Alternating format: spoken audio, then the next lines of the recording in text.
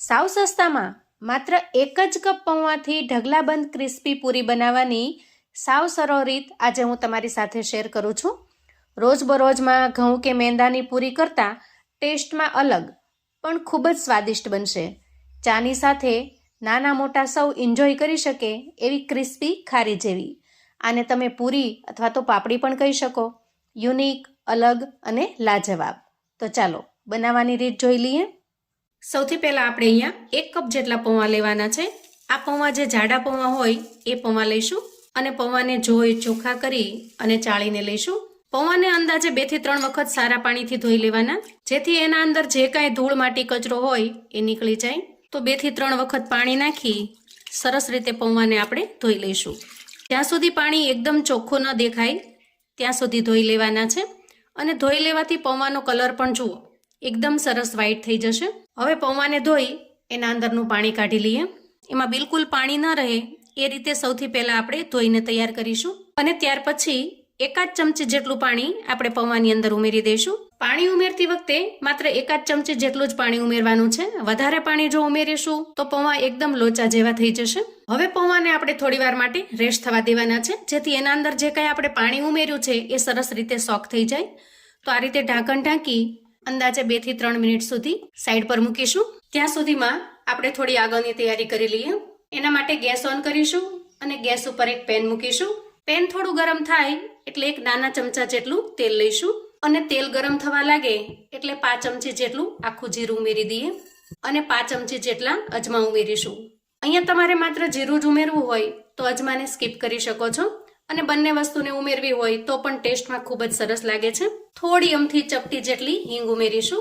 ત્યાર પછી ઉમેરીશું 5 ચમચી જેટલી હળદર. હળદરથી રેસીપીમાં કલર ખૂબ જ સરસ આવે છે. આ રીતે જો તેલની અંદર મિક્સ કરી દઈએ તો એનો કલર એકદમ સરસ નિખરીને તૈયાર થાય છે. હવે જો આ સ્ટેજે તેલ વધારે પડતું ગરમ થઈ ગયું હોય તો થોડી વાર માટે ગેસની ફ્લેમને બંધ કરીશું અને એ ગરમ તેલની અંદર જ આપણે 1 ચમચી જેટલા કાળા તલ ઉમેરીશું. તમારી પાસે જો કાળા તલ અવેલેબલ ન હોય તો તમે સફેદ તલનો પણ ઉપયોગ કરી શકો છો. અને 1 ચમચી જેટલા આપણે અહીંયા ચીલી ફ્લેક્સ ઉમેરવાના છે. અહીંયા ચીલી ફ્લેક્સની જગ્યાએ તમે લીલા મરચાંનો પણ ઉપયોગ કરી શકો છો. થોડું સ્પાઇસી અને ટેસ્ટી બને, દેખાવમાં પણ ખૂબ જ સરસ લાગે એટલા માટે મેં અહીંયા ચીલી ફ્લેક્સ ઉમેરેલા છે. તમે ગ્રીન મરચાંનો પણ ઉપયોગ કરી શકો છો. હવે આટલા મસાલા કર્યા છે ત્યાં પેન ઠંડુ થવા લાગ્યું છે, તો ફરી આપણે ગેસને ઓન કરીશું. ગેસની ફ્લેમને આપણે અત્યારે એકદમ ધીમી રાખવાની છે, જેથી મસાલા બળવા ન લાગે.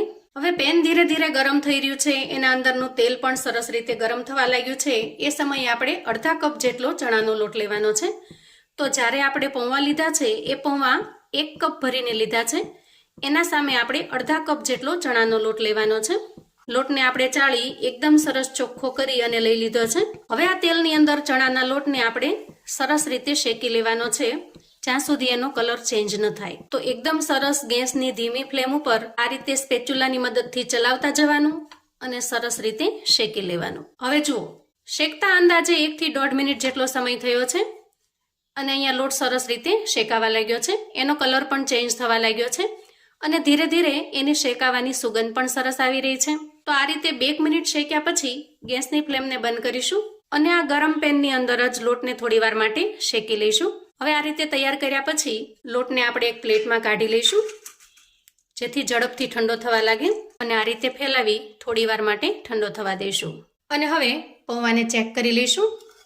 તો જુઓ, અહીં પૌંઆ એકદમ સરસ સોફ્ટ થઈ ગયા છે અને આપણે એના અંદર જે થોડું પાણી ઉમેર્યું હતું એ પાણી પણ એના અંદર સરસ રીતે સોક થઈ ગયું છે.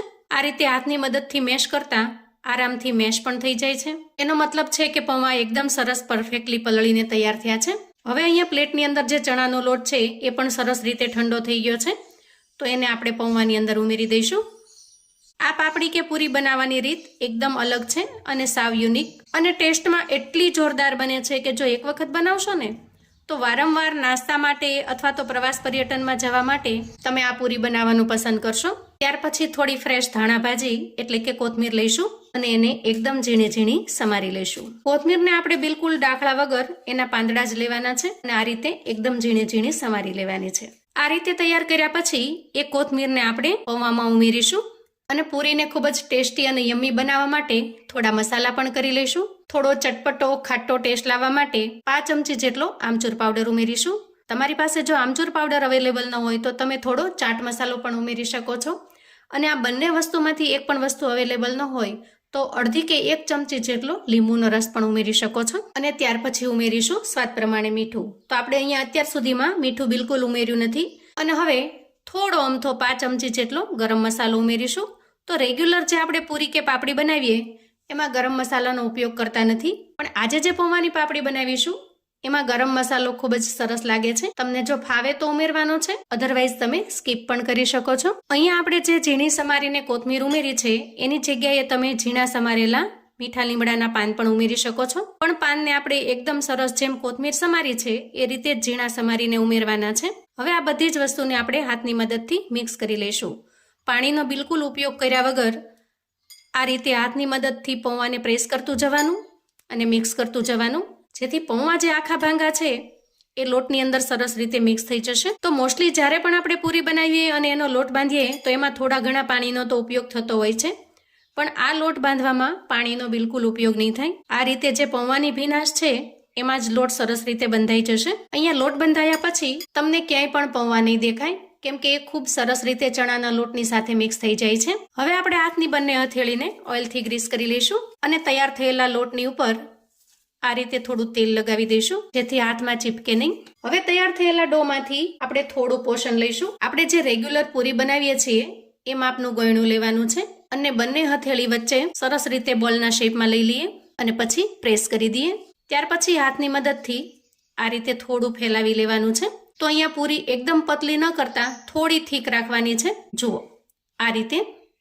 તમારે અહીંયા મોટી સાઈઝની પૂરી બનાવી હોય તો ગળણું થોડું મોટું લેવાનું છે, અને તમારે ગોળ શેપમાં ન બનાવી હોય તો તમે કોઈ પણ શેપની અંદર બનાવીને તૈયાર કરી શકો છો, ચોરસ, ત્રિકોણ અથવા તો હાર્ટ શેપમાં.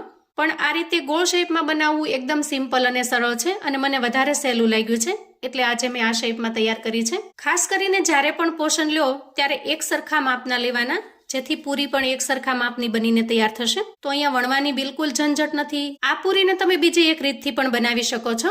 આ રીતે કોઈ પ્લાસ્ટિકની બેગ લઈ થોડું ઓઇલ લગાવી દેવાનું અને ત્યાર પછી એમાં આ રીતે લુવાને સેટ કરીશું અને કોઈ પોળા તળિયાનો વાટકો અથવા તો પ્લેટ લઈશું અને ઉપરથી પ્રેસ કરીશું. જુઓ આમ કરવાથી પણ એકદમ સરસ રીતે શેપમાં આવી જશે. તો તમને જે રીત અનુકૂળ હોય એ રીત પ્રમાણે તમારે બનાવીને તૈયાર કરી લેવાની છે.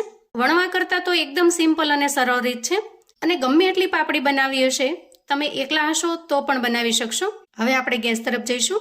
અહીંયા ગેસ ઉપર મેં અગાઉથી જ તેલ ગરમ કરવા માટે મૂકી દીધું છે, જે ગેસની મીડિયમ ફ્લેમ ઉપર સરસ રીતે ગરમ પણ થઈ ગયું છે. તો થોડું પોષણ નાખીને ચેક કરી લઈએ તેલ બરાબર ગરમ થયું છે કે નહીં.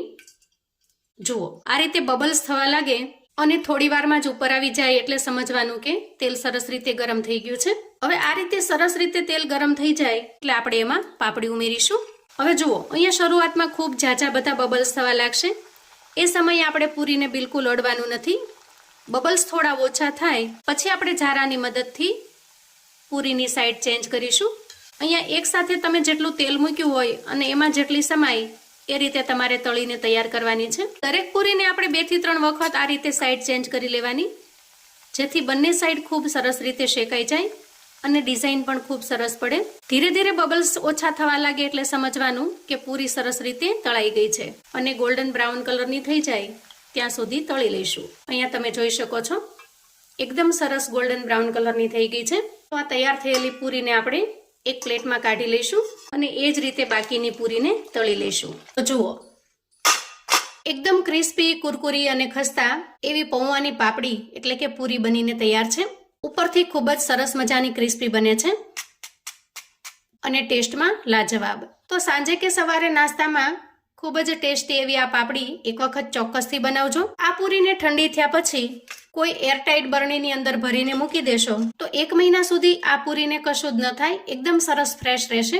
જ્યારે પણ ખાવાની ઈચ્છા થાય તમે કાઢીને એન્જોય કરી શકશો.